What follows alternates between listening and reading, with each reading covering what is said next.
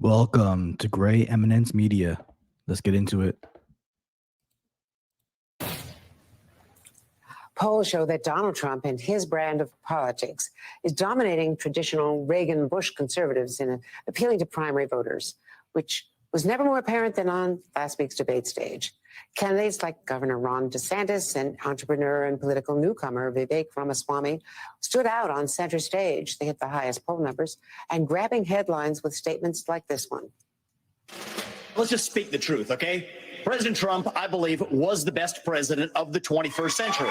It's a fact. And joining me now is Vivek Ramaswamy. Mr. Ramaswamy, thank you so much for being with us. We appreciate it. The chance to meet you virtually. Thank you, Andrea. So do you really believe that Donald Trump was the best American president of the 21st century? I do.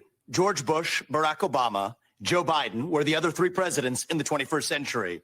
And in my view, judging by results, the fact that we did not get into any major wars, the fact that our economy grew over the same period as much as it did. One thing I will credit Trump with is not engaging or starting any new conflicts. The economy, Trump came, whether you're Republican or Democrat, I don't care what you are. If we want to speak the truth and the facts are that Trump came into a very good economic condition when he first came out elected as president. Okay. So we can talk about maybe the things that he's done to kind of enhance and rejuvenate the economy even further.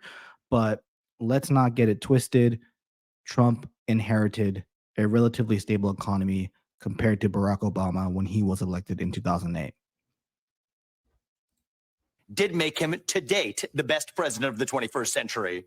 But I am running to exceed that bar, as I expect I will, as our next president, by taking the America First agenda to the next level and uniting this country in the process. But you raised your hand in arguably the most dramatic moment of the debate when you asked, would you support a nominee if he were a convicted felon? And these were actions he took when he was president. We know that the trial now is set to begin the day before Super Tuesday. Won't that make it even more difficult for him to be an effective, credible standard bearer for the Republican Party? It's my expectation. Why is she asking these questions? Is it going to be more difficult for Donald Trump to be the standard bearer of the Republican Party? She has access to data, just like the rest of us. Every indictment has increased his polling numbers. The Republican Party and the Republican base and Republicans at large, whether you're a MAGA Republican or a Mitt Romney Republican, for the most part, they don't have a problem with Trump becoming president again, even though that he's in a lot of legal situations right now. She knows the answer, so she's trying to bait him, or I don't look at her face. I don't really know what she's trying to do, but That he will not be convicted. I do have faith in our judicial system as the last bastion of justice, and I do think that these are politicized charges. These are legal charges on legal theories that have really never been levied. And to bring those kinds of unprecedented charges in the middle of an election against a former president is truly a travesty and sets an awful precedent for our country. And Andrew, I want to be very clear about why I've been so vocal on this. If you look at many of the national polls in the last couple of days, I'm polling in second place to Trump. It would be a lot easier for me if Donald Trump were eliminated from competition. But I think that is why it is so important as his competitor in this race that I take a principled stand and say this is going to be a disaster, whether Democrat or Republican. We do not want to become a political movement where the party in power uses police force to indict its political opponents in the middle of an election. That's not how we do it in the United States of America. The people of this country get to decide who governs, and I want to keep it that way. That's why I've been so vocal on this topic. Well, you told Chuck Todd this about what you would do, what you would have done if you were in Mike Pence's position on January 6th. Here's what I would have said. We need single-day voting on Election Day. We need paper ballots, and we need government-issued ID matching the voter file. And if we achieve that, then we have achieved victory, and we should not have any further complaint about election integrity. So what would you have done through the Senate? So what would you have done with Mike Pence? You would have not certified the election? So In my capacity as president of the Senate, I would have led through that level of reform. Then on that condition, certified the election results. So that means you would not have certified the results that night before midnight on January 6th, while that was your constitutional obligation. What if Kamala Harris did that? What if Joe Biden and Kamala Harris To be clear, would she have that same authority? To be clear, I stand by what I said. But how could you get legislation through, sir, in, that kind of legislation through in time to certify the election? You would be violating your oath as vice president. There would have been. So I respectfully disagree, Andrea. I stand by what I said in that interview, not what you just said that I said. I said that that's exactly what I would have delivered, and then use that as an opportunity for heroism to reunite this country, because there are two preconditions for that. She's stunned. She's shook. She thought that he would backtrack, right? Like a lot of her guests. I mean, I ain't gonna lie. Andrea Mitchell, she's a pretty good interviewer and pretty good at pressing people and getting them to backtrack, or at least backtrack 10%. Well, she's shook now with Vivek. No, he's not backtracking. The health of our constitutional republic. One is the peaceful transition of power. The other is public confidence in our elections. And when those come into conflict, that was a rare opportunity for heroism that I think Mike Pence missed. And I do think that this is a feasible national compromise on this issue. Election day is a holiday, single day voting with paper ballots and government issued voter ID matching the voter file. And yes, I do think, though Chris Christie and Mike Pence criticized me yesterday, I'd love to educate them on the fact that the U.S. federal government can set minimal standards for elections. Look at the American Confidence in Elections Act that is now pending in Congress. You could use actually funds through the Help America Vote Act to be able to say that those are minimum standards we set. That takes That is time, how we sir. move this nation forward. Well, I think that actually there have been bills that have been passed through Congress through much faster periods of time. But the Capitol was under attack. They were trying to complete it within that calendar day, as is constitutionally mandated. That's not the time to start proposing legislation. So I would have begun. I would have begun on November 5th, and I peaceful say this before, Andrea. I would have begun on transfer of November 2020. Well, that's not what you said during the debate. I would have but begun any in case- November 2020. See, she didn't say that's not feasible. She said you didn't say that during the debate. Hey, 1 point for Vivek. Right now, it's 1-0. Oh, that's exactly what I said. And I've said this for months now. We would have never gotten to that point had I been in power, either as vice president or the U.S. president. We would have never gotten to that point. And I think what happened on January 6th is a stain on our history. It's my job as the next U.S. president to make sure we never get there. That came after a year of systematic and pervasive censorship in this country about the origin of COVID-19, about COVID vaccines and lockdowns, about the Hunter Biden laptop story on the eve of an election. And the problem, Andrea, is in the United States, like in any country, if you tell people they cannot speak, that is when they scream. If you tell people they cannot scream, that is when they tear things down. I've said that in the days following January 6, 2021. I've said it every step since then.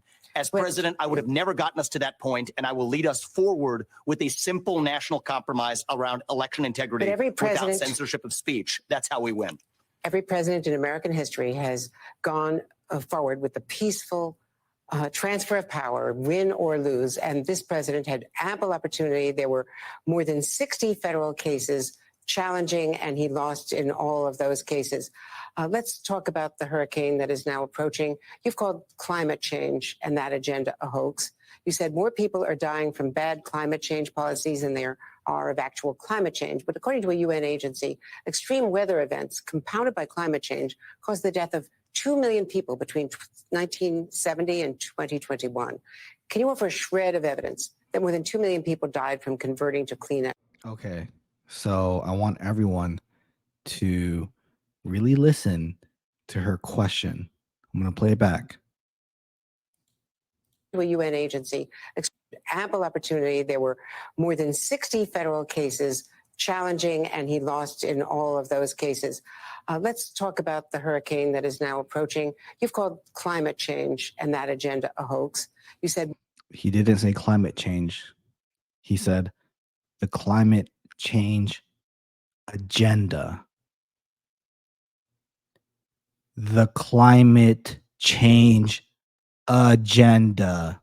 Keyword agenda. But let's listen. More people are dying from bad climate change policies than there are of actual climate change. But according to a UN agency, extreme According to a UN agency. Okay, where's this agency getting funding from? Well, we all know that the majority of the funding of the UN comes from the United States. And most likely this agency that she's talking about, because remember, these agencies within the UN, they have names. So, Andrea, why didn't you mention the specific agency that you're talking about that's within the UN? Right. So, for example, yes, the US government. We don't say a US government agency. We say Department of Transportation. We say the US State Department, right? These are agencies. And we don't say a US government agency. We say FBI, CIA, right? So just say the name of the agency, but you don't want to because we don't even know if you're actually speaking facts. Release the name of the UN agency that you're talking about. But she doesn't because there's a reason for it. weather events compounded by climate change caused the death. What? People are dying from bad climate change policies than there are of actual climate change. But according to a UN agency, extreme weather events compounded by climate change caused Extreme weather events compounded by climate change. I think because I'm not really a Republican on this issue, extreme weather is an indication of climate change. So when you say extreme weather compounded by climate change, that makes no sense because the reason why we have extreme weather is due to the compounding effect of climate change that's driven by humans, whether it's, gases, fumes, things like that. Doesn't make sense. the death of 2 million people between 1970 and 2021. Can you offer a shred of evidence that more than 2 million people died from converting to clean energy? I can offer clear evidence that the number of climate disaster-related deaths is down by 98% over the last century.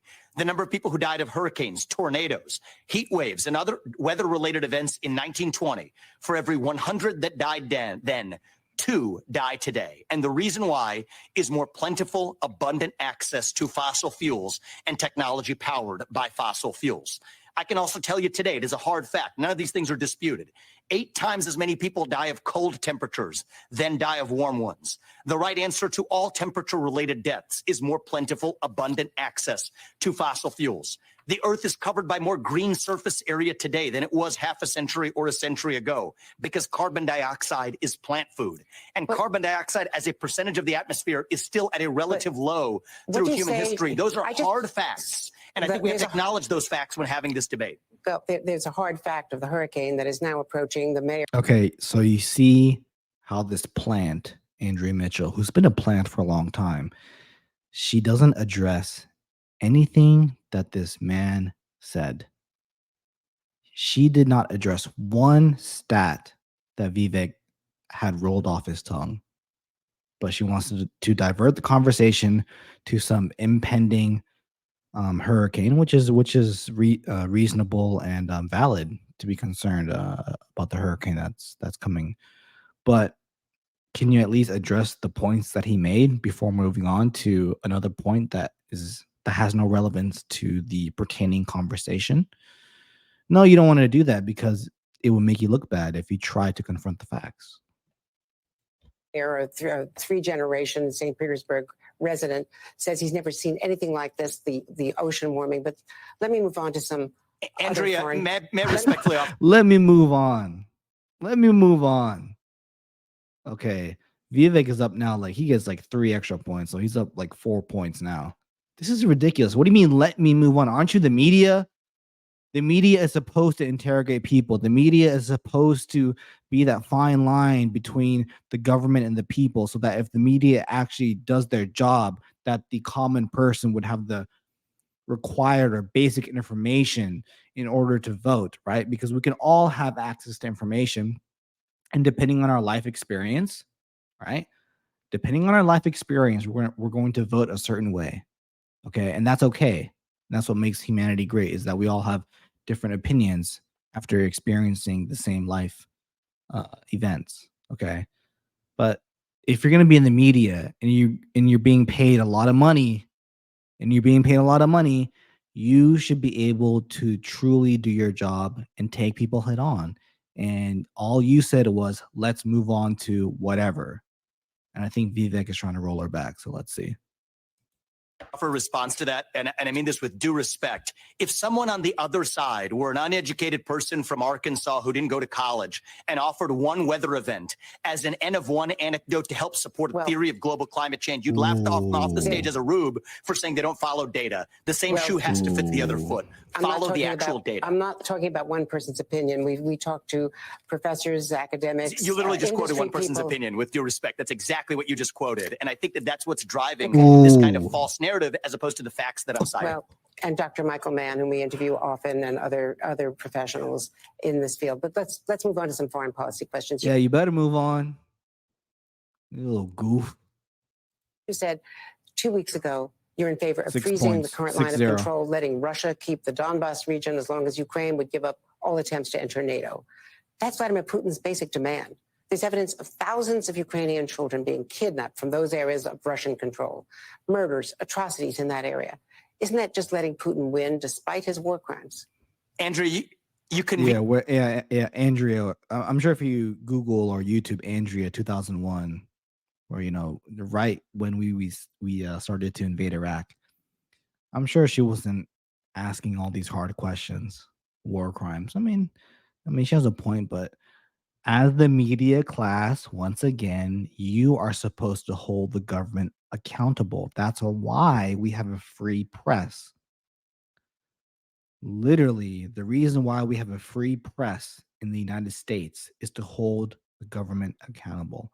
However, what you could do is pay a lot of these media heads, right? Like Andrea Mitchell, and this is not just MSNBC. This is Fox News as well.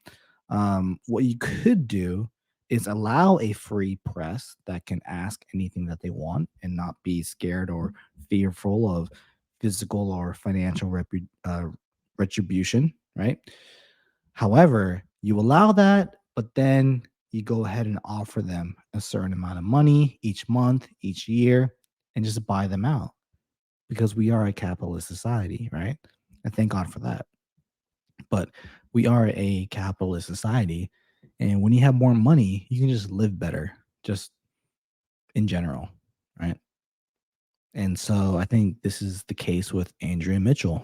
She got bought out. Obviously, she's a smart person, but she keeps saying, let's move on, let's move on. No, we don't need to move on. Let's stay on subject.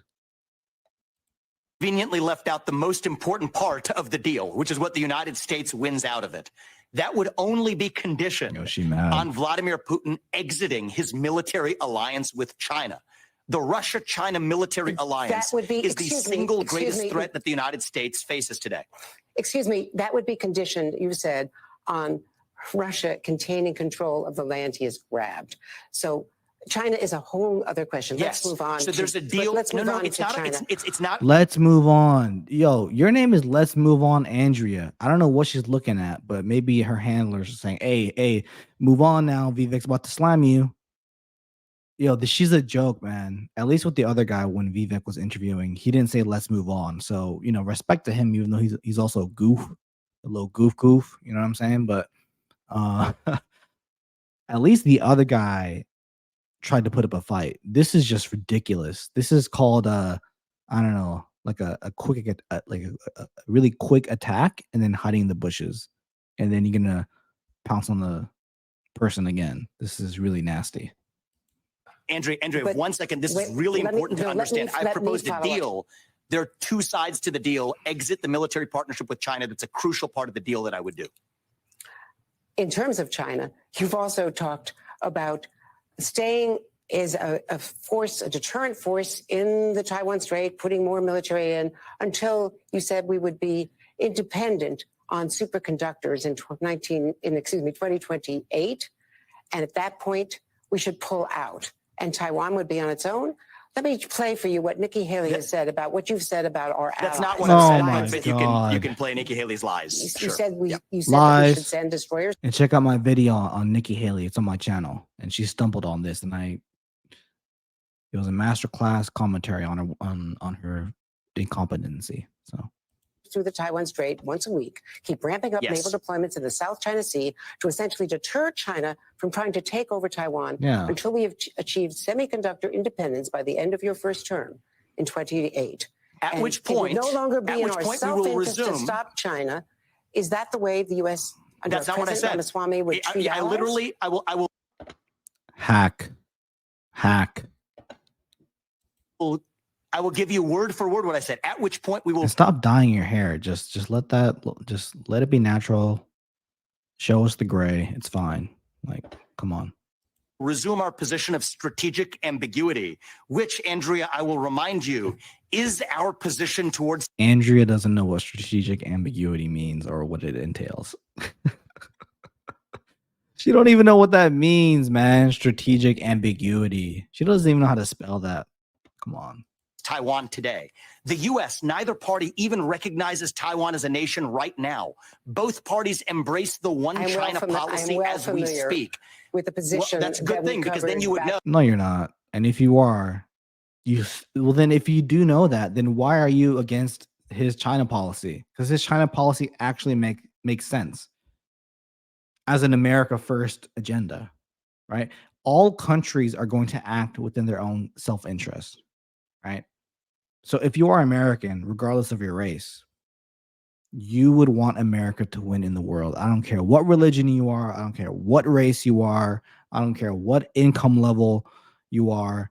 If you are American, not a green card holder, not a permanent resident, not, if you are a U.S. citizen, regardless of your nationality, not nationality, but race or religion, you should want America to have the most power on the planet. And so if she knew that, then she's like, oh, well, I know what the policy is. Well, the reason why Vivek is bringing this up is because your commentary is not making any sense. And that could possibly mean that you're being paid to say something else, which is 99.9% likely. In 1979. But that exactly. position does not deal with I'm the only presidential candidate, Andrea. I'm the only presidential candidate who has said we will defend Taiwan. Nobody's had the courage to say it. And then I've said after we achieve semiconductor independence, we will resume our current posture of strategic ambiguity. Which is and so I think it's important we have these debates honestly. Yeah, 2028 That's is correct, which is emotional. exactly what it is today, which is exactly what it is today. It's a notional commitment to strategic ambiguity. Let me play what Nikki Haley said about your position on Ukraine, Israel, Taiwan. Yeah, it's a lie. Go ahead and play it. Yeah. We do need friends. We do need allies. We should never stop doing that. And his idea. I wonder why the female host is so supportive of Nikki Haley. Wow. What could it be? I wonder. Of breaking the partnership with Israel. Oh my God. Israel's the first line of defense for Iran. We have a partnership with Israel because they're the front line of defense to Islamic terrorism. Israel is not the first defense for Iran. The first line of defense in regards to Iran is the U.S. Okay. Israel is a client state. Or back in the day, in the 10th century, 9th century, during the era of, ancient China and Rome, and they still practice what we practice now, which is a client state, or what I should say, they pay tribute, right? They pay tribute. Israel is not the first line of defense. It's us. And Iran knows that. Not only does Israel, serve U.S. interests, we have multiple U.S. military bases and embassies in the Middle East, where Iran is located, and in North Africa, right? And so in reality, maybe, 1,000 years ago, 2,000 years ago, Israel would have been the first line of defense, right? Because for the home country to defend a client state or to fight or to support a client state on another side of the world would not be feasible during Genghis Khan's time, right? But now it doesn't really take us that long to get to Tel Aviv, okay? So we're running it, not Israel. And we're just allowing it for our own interests. We have a front line of defense with Ukraine because they are keeping Putin from doing what he said, which is the next stop is Poland and the Baltics, and that's a world war. That is what we're trying to prevent. Would you respond to her? Yeah, with due respect, my concern is that our steps and NATO's steps right now are marching us closer to world war. Yes. By driving Russia further into China's hands at a time when we have no visibility into what Russia's red lines are, and further at a moment when Russia has a larger nuclear stockpile and super EMP capabilities and hypersonic missile capabilities ahead of that of the U.S.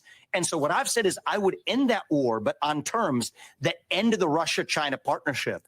That is also how we deter Xi Jinping from going after Taiwan. Because right now, Xi Jinping's bet is that the U.S. will not want to go for two different allied nuclear superpowers at the same time.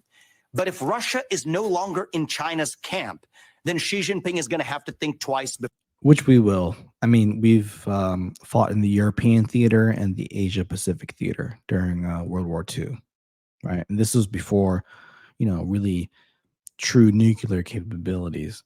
So not only can we fight on two fronts, but we are probably one of the only countries that exist in the modern day that has had substantial experience in fighting two front wars. All right, not two front wars in the same hemisphere, two front wars on the eastern and western hemisphere on the planet Earth. Right. So that's number one. So if President Xi is really banking on that, I'm not going to allow it. It doesn't make any sense. And with Nikki Haley's comments about allowing war and things like that, do you honestly think? And I'm talking to y'all. Do you honestly think that the U.S. government didn't know the attack on Pearl Harbor was going to happen? In terms of technology, the Empire of Japan specifically trained their people in Europe and the United States to industrialize. And so you're saying that America, you're saying with your radio technology during those days, communication technology, that you didn't intercept any inkling or ramblings of a planned or quote unquote planned surprise attack in Hawaii? So Nikki Haley, when you say, oh, the US government shouldn't allow or we're not going to allow quote unquote this to happen. Oh no, we're allowing it very strategically because we want it to happen because we know that we're going to win. That's how powerful the US is. That's how powerful the United States is that we will follow the manipulation of another country and still come out on top. And we're going to follow the manipulation, not because we don't know it's a manipulation, but because we know it is a manipulation. So we're going to go ahead and witness the entire plan of something, right? But instead of acting on it and cutting out a disaster, we let it happen so that it allows the majority of the population to fight a war. Genius. Absolutely genius. Before going after Taiwan. And I will repeat, I'm the only presidential candidate who has affirmatively said we will defend Taiwan because we have greater national interests there than we do in Ukraine. And I do not think that this war advances American interests. We should focus on the real enemy, that is communist China. And that's how I orient my foreign policy. I would love to have another conversation about how you would end the Russian and Chinese partnership, which How you would like to get obliterated again, right? goes well beyond Yes. Ukraine and goes into a deep-rooted Yo, part. she thinks she's so smart. like you think you're so smart and that you're smarter than Vivek. It's incredible. But let me ask you finally about M&M. They've sent you a cease and desist through the music licensing company to stop using "Lose Yourself" on the trail. Have Yes. you agreed to move on? Yeah, look, I think that I'll respect his wishes, but I would just say, will the real Slim Shady please stand up? Eminem in his rise used to be a guy who actually stood up to the establishment and said the things that the establishment didn't want him to say. I think the fact that my political viewpoints may differ from his, I think people change over the course of their lives. But I have hope for him that he will one day rediscover the renegade that made him great, and I'm rooting for that success in his life. Well, Vivek Ramaswamy, thank you for your time today. To be continued. Let's have more. To be continued. That's when you know that she's triggered. Well, what do you guys think? Do you agree or do you disagree? Leave a comment below.